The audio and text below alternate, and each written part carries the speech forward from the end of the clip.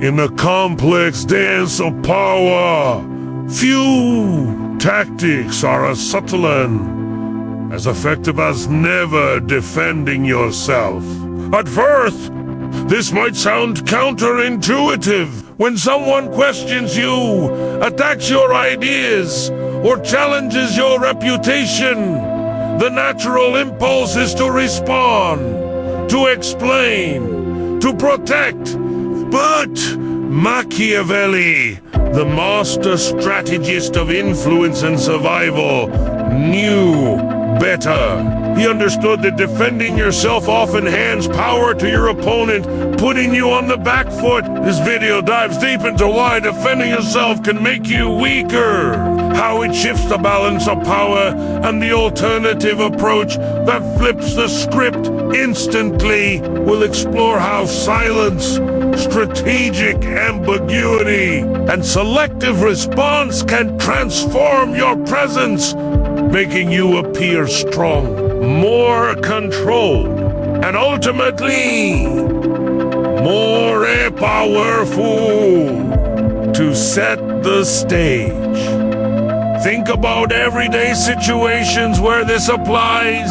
At work, when a colleague criticizes your proposal, your gut reaction might be to justify every detail. In personal relationships, when someone accuses or misunderstands you, you may feel compelled to clarify immediately. Even in social media debates, we rush to defend our viewpoints with more intensity than the original attack. Machiavelli observed that those who rush to defend themselves often reveal insecurity. Defense draws attention to the weakness implied by the accusation and reinforces the attacker's narrative. It forces you into reaction mode, surrendering initiative. Meanwhile, the person who stays calm or redirects the conversation retains control. Throughout this video, we'll uncover the mechanics behind this principle, backed by historical examples, psychological insights, and practical advice you can apply immediately. Whether you're navigating office, politics, social dynamics, or personal conflicts, understanding when and how to avoid defense can shift your relationships and influence in powerful ways. By the end, you'll see that power isn't about winning every argument. It's about controlling the flow of interaction, staying unshaken, and guiding others to see you as the steady anchor in any storm. Now, let's begin by exploring why defending yourself often backfires. What's happening beneath the surface when you jump into defense mode, and how this habit undermines your authority and presence. When someone challenges you, your instinct is to defend, to explain why you're right, clarify misunderstandings, or refute accusations. It feels necessary because your reputation, credibility, or even self-worth seems on the line. But Machiavelli recognized that this instinct to defend is exactly what weakens you. Why? Because defense puts you in a reactive position. When you defend, you're responding to someone else's agenda, not driving your own. You shift from being the actor to the reactor, from the person in control to the person trying to regain control. This shift may seem small, but it changes everything. When you defend, you admit there's something worth attacking. You validate the opponent's premise simply by addressing it. You focus the conversation on their terms, allowing them to steer the narrative. In essence, you give them the power to frame the conflict. Psychologically, humans are wired to notice threats and conflicts more than calm, steady presence. When you defend yourself vigorously, you draw more attention to the issue and amplify it. Instead of diffusing the tension, you fuel it. Imagine a courtroom where the defendant keeps interrupting and explaining every detail to prove innocence. Instead of appearing confident, they seem anxious, guilty, or desperate. Meanwhile, the lawyer who listens, speaks calmly, and lets the prosecution overreach often appears stronger even without constant rebuttal. In daily life, this dynamic plays out similarly. Consider a workplace meeting where a colleague questions your idea. If you immediately launch into a defense, explaining every nuance, you risk sounding insecure or overcompensating. But if you remain calm, acknowledge their point briefly, and then redirect focus maybe by asking a question or reframing the conversation, you maintain control. This principle also applies to personal relationships. When someone accuses you or criticizes your behavior, the natural desire to explain can spiral into arguments. Instead, pausing, not rushing to defend, and choosing when and how to respond signals emotional strength. It tells others you're not shaken by criticism and that you don't need to prove yourself to them. Machiavelli's genius was an understanding that power often lies in what you don't say as much as in what you do. Silence can be a weapon. Not responding immediately can unsettle opponents. Strategic ambiguity keeps others guessing and prevents them from pinning you down. So how can you practice never defending yourself? First, recognize your triggers. What types of comments or accusations push you to respond? Awareness is the foundation of change. Second, practice pausing. When challenged, take a breath. Give yourself permission not to answer immediately. This pause creates space for you to choose your response deliberately, rather than react out of habit. Third, redirect the conversation. Instead of defending, ask a question that shifts focus. What outcome are we aiming for, or how can we move forward from here? This moves you from reaction to leadership. Finally, understand that sometimes the most powerful response is no response. Let accusations or attacks hang in the air without giving them weight. Over time, people will realize that their attacks don't rattle you, and that gives you the upper hand. Throughout history, leaders who mastered this art wielded influence quietly but profoundly. They didn't waste energy fighting every slight or insult. Instead, they preserved their presence, letting others reveal their weaknesses by overreacting. In the next section, we'll explore specific tactics to flip power instantly, how to use silence, strategic ambiguity, and controlled responses to command respect and control interactions without ever raising your shield. Type continue when you're ready. One of the most powerful tools in flipping power without defending yourself is strategic silence. Silence isn't just the absence of noise, it's an intentional space that speaks volumes. When you refuse to defend, you create a vacuum that others instinctively try to fill. This silence can feel uncomfortable to them, especially if they expect you to react. That discomfort works in your favor. It puts pressure on the challenger, making them question their own position. Think about a time you were confronted and simply stayed quiet.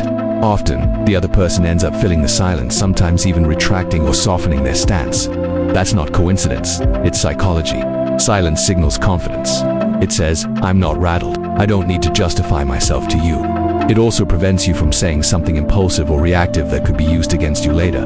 But using silence effectively takes practice. It's not about stonewalling or ignoring, it's about controlled presence. Here's how to cultivate it. Pause before responding. When challenged, count silently to 3 before you speak. This brief pause can disarm tension and gives you time to choose your words carefully.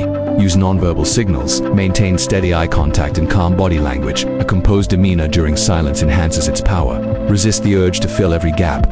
People are uncomfortable with silence and will try to fill it, often revealing more than they intended. Another tactic closely linked to silence is strategic ambiguity.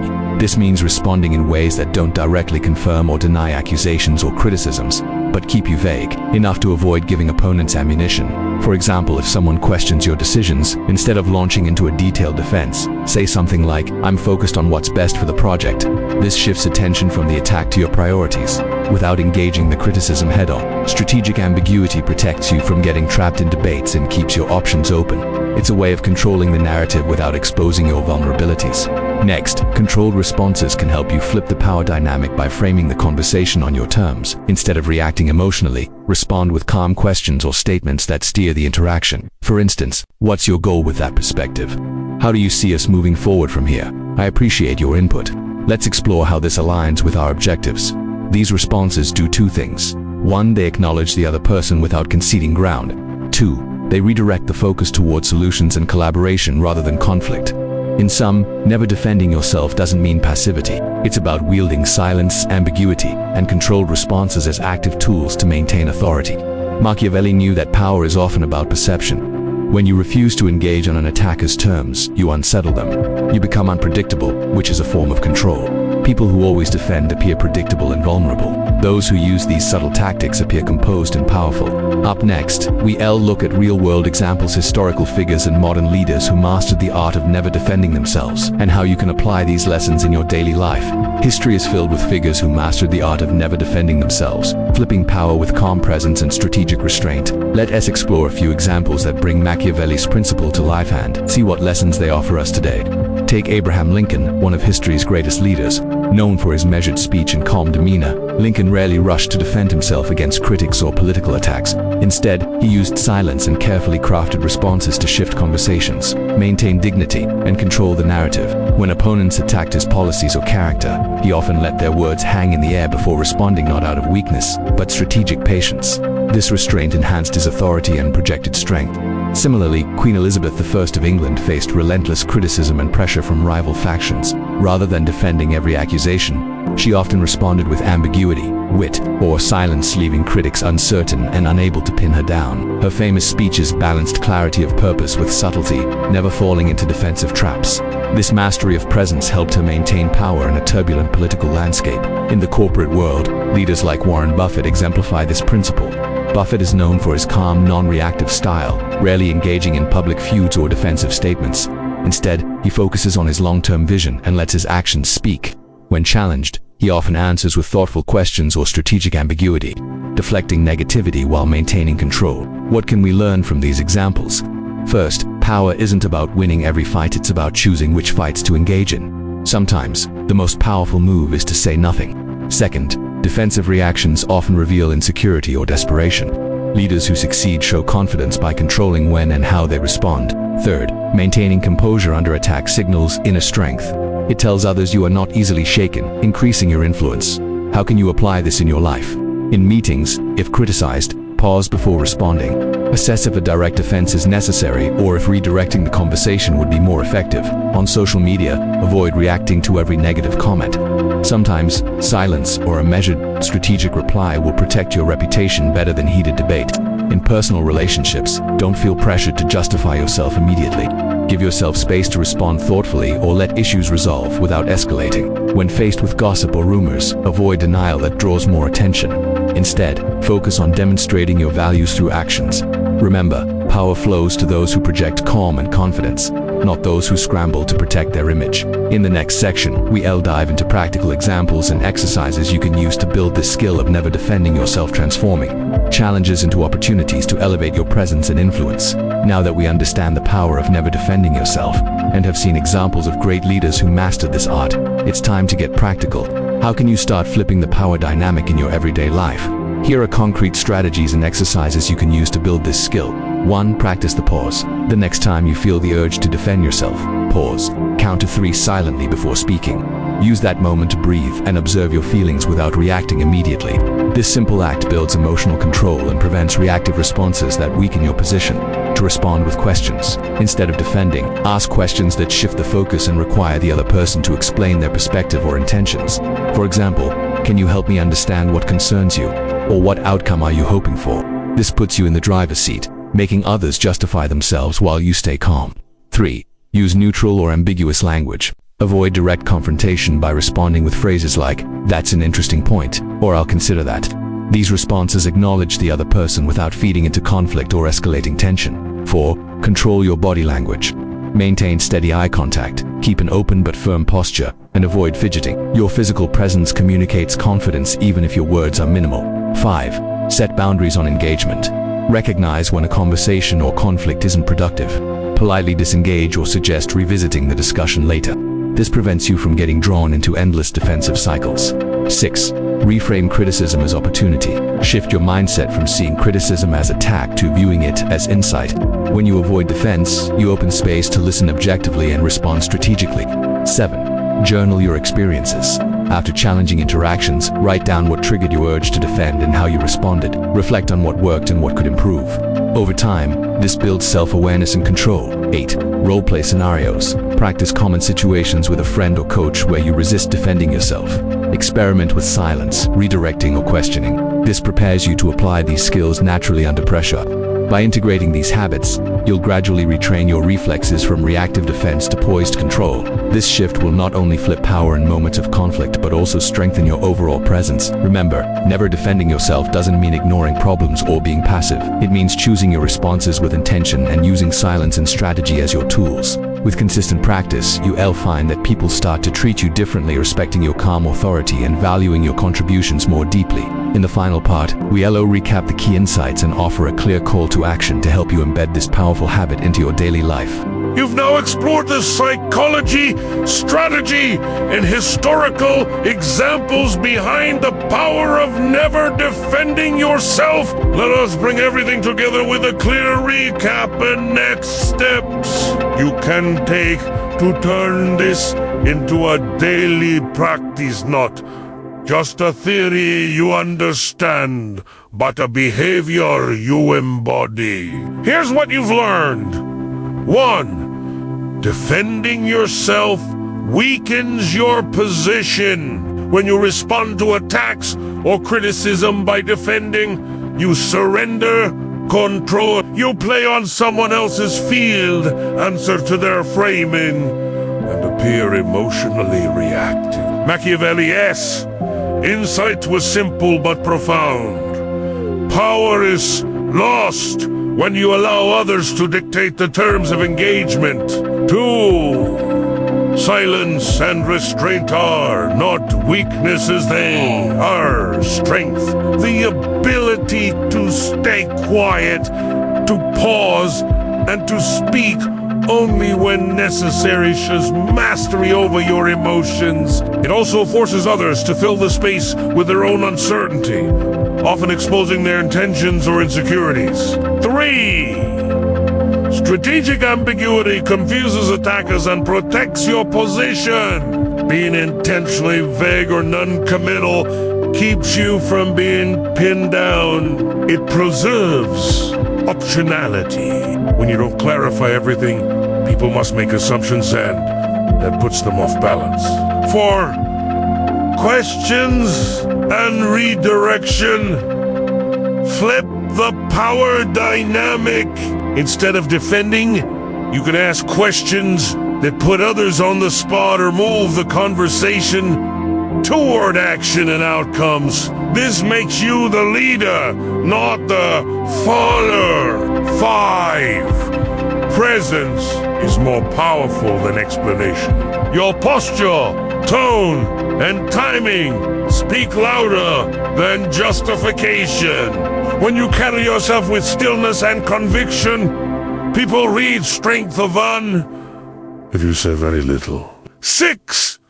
Powerful people don't explain, they demonstrate. They let their results, actions, and consistency do the talking. They don't get pulled into proving themselves over every critique. Instead, they stay focused on outcomes, trusting their presence to do the work. So now the question is, how do you integrate this into your life consistently? Here's a simple action plan to follow.